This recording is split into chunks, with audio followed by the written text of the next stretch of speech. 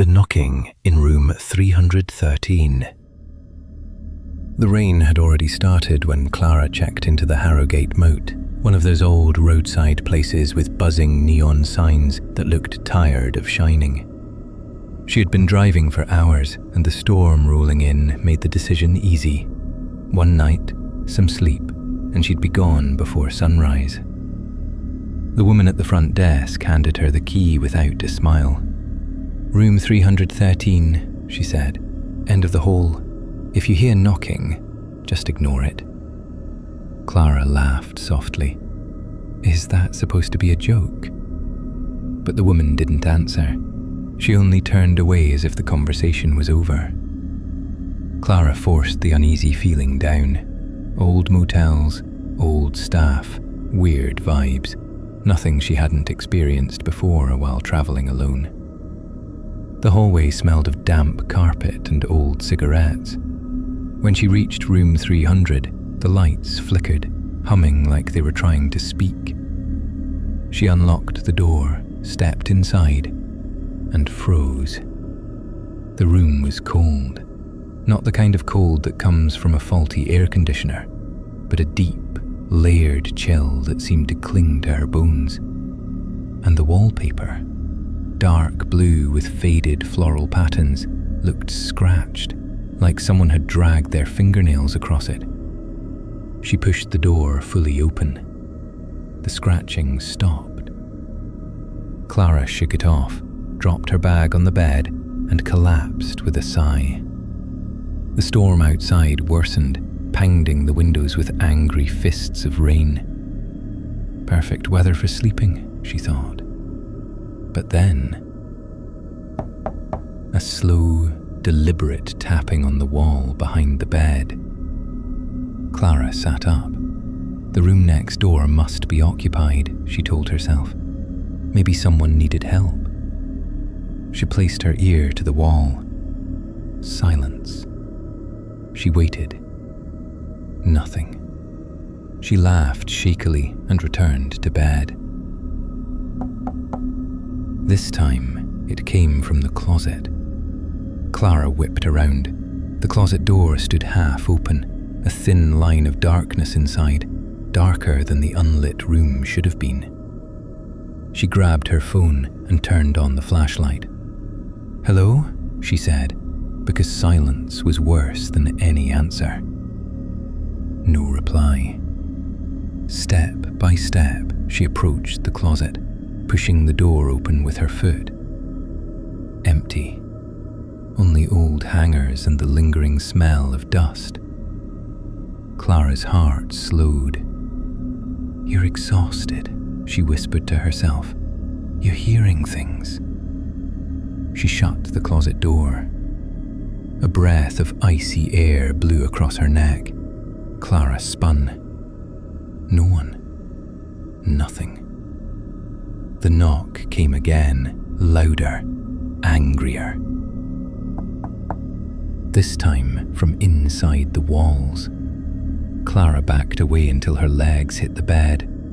The storm thundered, lightning flashing white against the window, casting quick shadows across the room.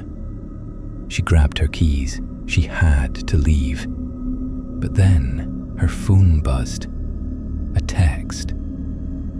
Unknown number. Don't leave the room. It sees movement. Clara's blood turned to ice. She typed quickly. Who is this? No answer.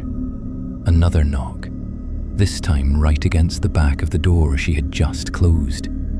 Like something was standing on the other side, waiting for her to approach. 3 knocks. Always 3. Her breathing quickened. She looked at the peephole, but fear held her back from checking. Instead, she reached again for the doorknob, thinking maybe someone really did need help. Another text came in. If you open it, it gets in. Clara stumbled backwards so fast she tripped over her bag. Her heart hammered painfully. She dialed the front desk, hands trembling. The woman's voice answered instantly. "You're in 313, aren't you?" "Yes. Someone's knocking. Someone is outside my door. I'm scared." "That's not someone," the woman said. "Just stay away from the walls." "What does that mean?" Clara demanded. But the line went dead.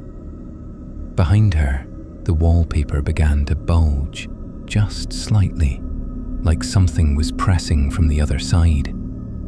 Clara held her breath. The bulge moved, sliding across the wall, following her. She stepped right. It followed. She stepped left. It followed again. Then a voice came from inside the wall. A whisper, thin and hungry. "Let me in."